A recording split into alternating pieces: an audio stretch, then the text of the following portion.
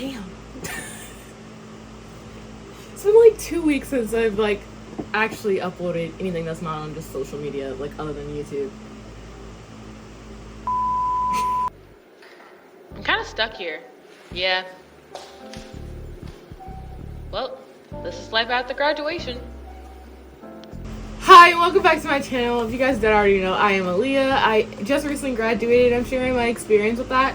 So today, we are going to talk about my favorite iPad apps because, like, honestly, if in college I did not have my iPad, I would have screamed. And I know that, like, since everyone's going back to school for semesters and stuff, I thought it'd be a really cool way to share some cool iPad apps that maybe you can use in your own little daily life.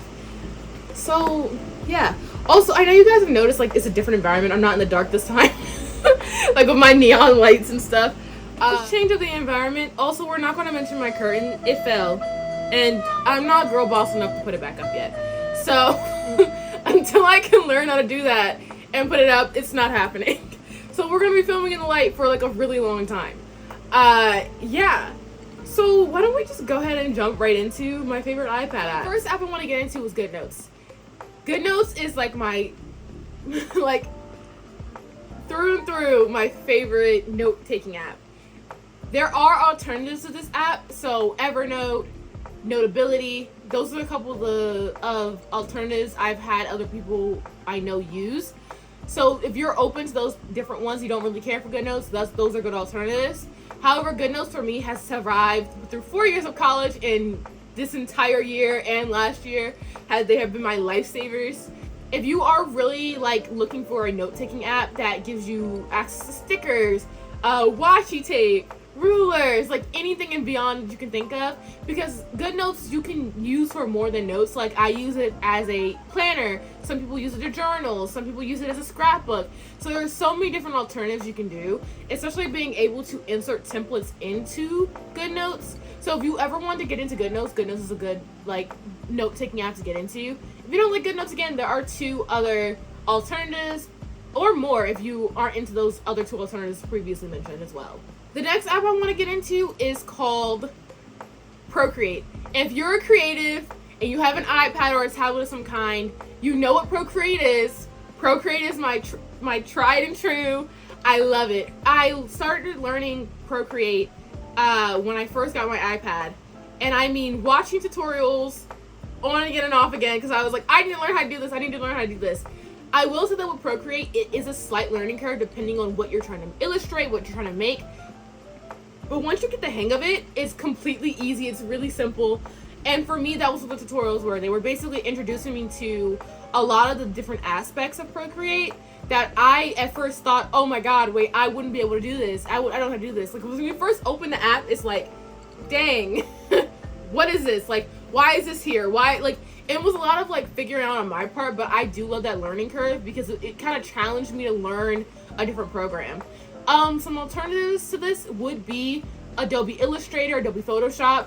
That's if you're in the Adobe universe, but there are also free apps outside of Adobe that you can get into. My next applications more so have to do with the Microsoft 360 or Office 360 as it's previously been known as. I got it free through my programs at my school. However, if you are open to buying them, go ahead. I use them a lot of times when I'm on the go. For context, I have a keyboard with my tablet, so I'm able to use my keyboard and type documents, type essays, anything that you can think of. Like, I'm able to use it on the go, and so it's been really helpful in that regard. There are alternatives like typing apps like Google Docs and things like that.